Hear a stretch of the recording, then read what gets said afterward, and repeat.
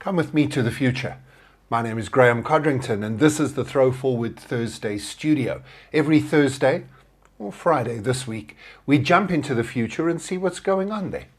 This past week, I've spent the week in Dubai at the Expo 2020. Yep, that's not incorrectly named. It was due to launch in October 2020 and of course with COVID had to be postponed by a year. It's the last few weeks of the Expo and I was able to spend some time looking around the pavilions. 192 different pavilions, almost every country in the world represented, and lots of specialist pavilions, basically showrooms for the future. And the themes were sustainability, mobility, and opportunity. So this week I thought I'd just do a quick reflection. I haven't had time to really think through and deal in detail with some of the things that I saw. You'll get some of that impact and input over the next few weeks. But today, just an immediate response to my experience. And my first response, I must be honest, was a little bit of disappointment. As I went around and visited the exhibitions, I wasn't overwhelmed. I wasn't kind of surprised or wowed by visions of the future, of technological marvels and innovative opportunities in the future. And as I went from exhibit to exhibit and continued to not be amazed and not find these wow technologies of the future, I began to realize that I was the one who had misunderstood the assignment. That wasn't the point of Expo 2020, and I think that they were right. We weren't meant to be awed and amazed by inspiring innovation, given a picture of some science fiction vision of the future that may or may not be possible. In fact, Expo 2020, I think, very deliberately did the opposite. I think what it did and what it intended to do was to say, here's what's possible. Here's what we should be doing. Here's what we could be doing. Let's do it. It wasn't meant to be an inspiration of innovation. It was meant to be an invitation to action. An invitation to actually do something, to say, here's what we should be doing in sustainability, mobility, in opportunities to live in different ways, ways which are more sustainable, ways which provide more access, ways which are more equitable. And I think it achieved exactly what it set out to do. It set out to show us what's possible and invite us to do it. And I think that that's what people walk away with. Yes, you also walk away with a little bit of being overwhelmed by just noise and multimedia visuals. I would have loved to see a space of quiet and silence. I would have loved to see more invitations for reflection. I found that probably most at the Women's Pavilion, an exhibit aimed at highlighting the fact that women are still fighting for equal rights and opportunities. Then presented you with the possible solutions and stories of women and men who are implementing those solutions around the world.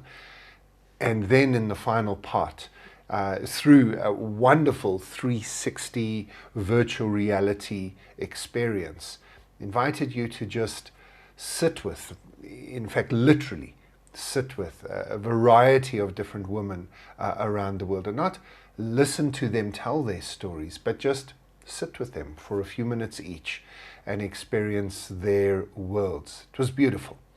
And it just allowed that moment of reflection, which I felt many exhibits didn't.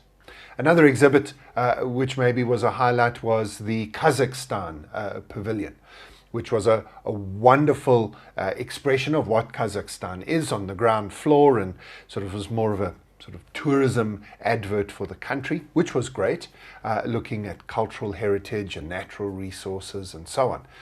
But then it ended up with a vision for the future for Kazakhstan, a vision which incorporates smart cities and various technologies, and then ended with a 5-minute dance, a solo dance between a human and a robotic arm.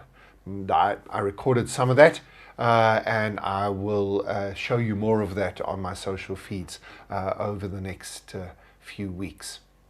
So for me, Expo 2020 was well worth going to. By the time you watch this, it'll probably be over. So have a look for some of the highlights on YouTube, and I'm sure there'll be some documentaries made about it.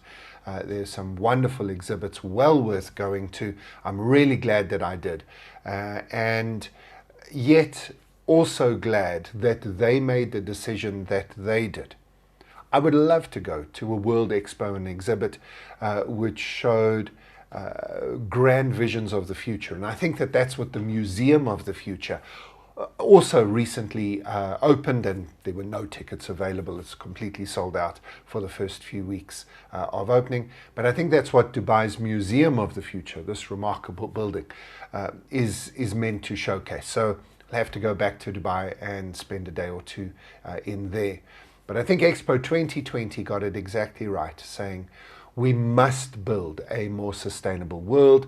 We must build better cities, better societies, better farms, better environments. We need to do better with our use of the world's natural resources and better with our equitable distribution of what we already have.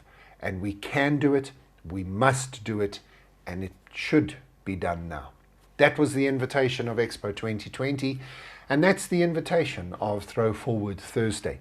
Yes, we jump into the future and we probably show some interesting, visionary ideas of what the future might be, but always with the intention of inviting you to consider, what does this mean for me?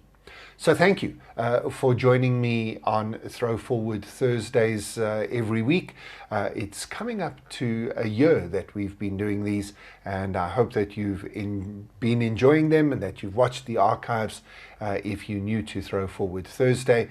And we will continue over the next few weeks to unpack some of the lessons and learnings from Expo 2020, and then we'll be heading into a mini-series on the future of work and the future of the workplace, followed by a mini-series on what will happen at the end of. And there are some end of things that are pretty scary. The end of coffee, the end of chocolate. Ugh. But then also possibly the end of sickness and the end of death as well.